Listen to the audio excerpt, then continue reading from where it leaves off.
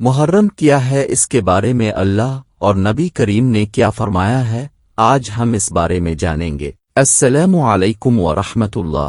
میرا نام ہے شان ضیا اور آپ دیکھ رہے ہیں شان زی چینل کو۔ اسلامی نئے سال کا پہلا مہینہ ہونے کی وجہ سے محرم اسلام میں بہت اہمیت رکھتا ہے اور اسلامی کیلنڈر کے ان 4 مقدس مہینوں میں سے ایک ہے جس کے دوران لڑائی کرنا جائز نہیں ہے۔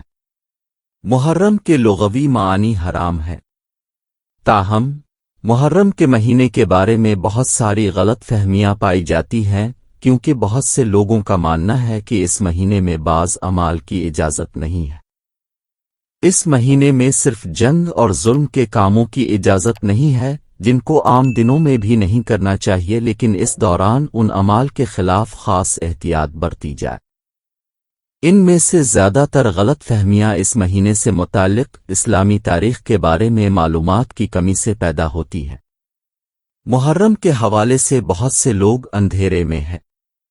بہت سے مسلمانوں کا خیال ہے کہ محرم صرف ایک خاص واقعے کی وجہ سے اہمیت رکھتا ہے جو اس مہینے میں اللہ کے آخری نبی کے زمانے کے بعد ہوا تھا، تاہم ایسا نہیں ہے کیونکہ محرم کی اہمیت نبی کریم کے زمانے سے بہت پہلے ہے۔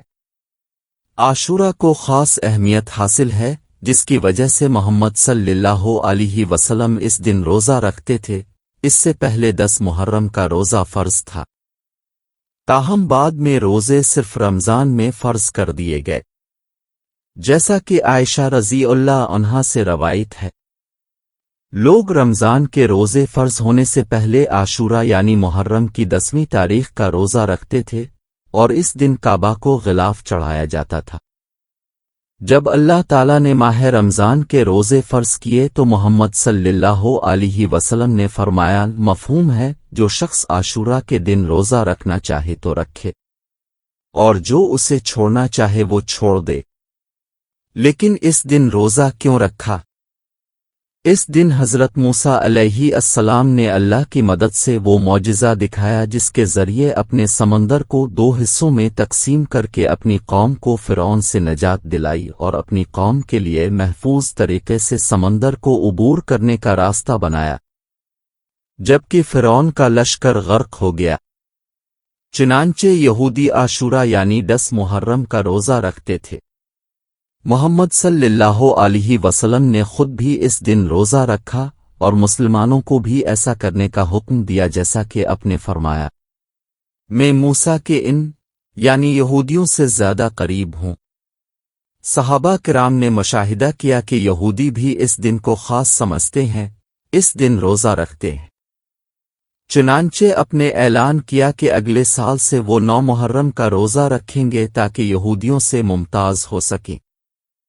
بدقسمتی سے محمد صلی اللہ علیہ وسلم اگلا سال دیکھنے کے لیے زندہ نہیں رہے، اس لیے مسلمان 9 اور 10 محرم یعنی عاشورہ کو اسلامی کیلنڈر میں اہم دن سمجھتے ہیں اور ان دنوں میں روزہ رکھتے ہیں۔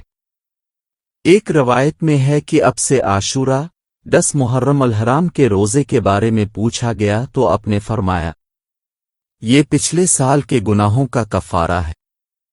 باقاعدہ نئے سال کی طرح اسلامی سال کے آغاز میں اپنے آپ کو بہتر بنانے کے لیے عزم کرنا چاہیے۔ آپ ایک بہتر انسان بننے کے لیے اپنے لیے چھوٹے چھوٹے اہداف مقرر کر سکتے ہیں۔ یہ مقاصد روحانی اور سماجی دونوں ہو سکتے ہیں۔ اب باقاعدگی سے ذکر اور دعا کے ذریعے اللہ کے ساتھ اپنے تعلق کو مضبوط بنا سکتے ہیں۔ اب سماجی مقصد میں حصہ لے کر دوسروں کی مدد کر سکتے ہیں۔ اللہ ہر نیکی کا بدلہ دیتا ہے۔ یہ آپ کی نظر میں چھوٹی ہو سکتی ہے لیکن یہ کسی اور کو اچھا کام کرنے کی ترغیب دے سکتی ہے، اس طرح نیکی کی لہر پیدا ہوتی ہے۔ اس طرح ایک چھوٹی سی نیکی آپ کے خیال سے کہیں زیادہ ہو سکتی ہے۔ بے شک اللہ سب سے بہتر جاننے والا ہے۔ کچھ عام غلط فہمیاں جو عاشورہ سے منسوب ہیں۔ لوگ اکثر یقین رکھتے ہیں کہ قیامت عاشورہ کے دن واقع ہوگی۔ مجھے دن دکھائے گئے اور ان میں سے جمعہ مجھے دکھایا گیا۔ یہ ایک چمکدار آئینے کی طرح لگ رہا تھا جس کے بیچ میں ایک سیاہ دھبا تھا۔ اگرچہ ہمیں بتایا جاتا ہے کہ قیامت جمعہ کے دن واقع ہوگی، لیکن اس مہینے کا تعین نہیں کیا گیا ہے، اور ہمارے پاس اس دعوے کی تائید کے لیے قرآنی آیات احادیث کی صورت میں کوئی ثبوت نہیں ہے۔ وہ تم سے قیامت کے بارے میں پوچھتے ہیں کہ اس کا وقت کب آئے گا، کہہ دو کہ اس کا علم میرے رب کے پاس ہے، اس کا وقت اس کے علاوہ کوئی نہیں بتا سکتا۔ ایک اور غلط فہمی کے محرم ایک منحوس مہینہ ہے۔ اکثر لوگ واقعہ کربلا کی وجہ سے محرم کو ایک منحوس بدقسمت مہینہ مانتے ہیں۔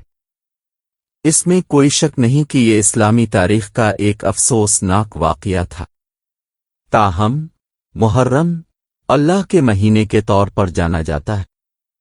رمضان کے بعد سب سے افضل روزے محرم کے مہینے میں ہیں، اور فرض نماز کے بعد سب سے افضل نماز رات کی نماز ہے۔ یہ کوئی منحوس مہینہ نہیں ہے، در حقیقت یہ اسلام کے مقدس ترین مہینوں میں سے ایک ہے۔ ایک غلط فہمی یہ بھی ہے کہ اس مہینے میں نکاح نہیں ہو سکتا۔ بہت سے مسلمانوں کی رائے ہے کہ اس مہینے میں کوئی تہوار نہیں منانا چاہیے۔ یہ ایک مقدس مہینہ ہے، تاہم صرف حرام کام، تشدد، جنگ اور دوسروں کو تکلیف پہنچانا ہے۔ نکاح ایک حلال عمل ہے، اور اسی وجہ سے اس مہینے یا کسی اور میں کیا جا سکتا ہے۔ اسلامی تاریخ میں بعض واقعات عاشورہ کے دن پیش آئے۔ لوگوں میں اکثر یہ غلط فہمی پائی جاتی ہے کہ اسلامی تاریخ میں بعض اہم واقعات عاشورہ کے دن رونما ہوئے۔ بعض لوگوں کا خیال ہے کہ اللہ نے اس دن حضرت آدم کو پیدا کیا، جبکہ بعض کا خیال ہے کہ حضرت ابراہیم بھی اسی دن پیدا ہوئے۔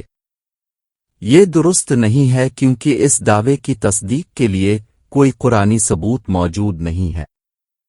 ایک اور غلط فہمی عاشورہ کے دن غسل کرنے والا بیمار نہیں ہوگا۔ ایک عام غلط فہمی یہ ہے کہ اگر آپ عاشورہ کے دن غسل کریں گے تو آپ مستقبل میں کسی بھی بیماری سے محفوظ رہیں گے۔ یہ دعویٰ بھی بغیر کسی قرآنی ثبوت کے ہے۔ ایک مسلمان کو ہمیشہ اپنے آپ کو بہتر بنانے کے مشن پر رہنا چاہیے۔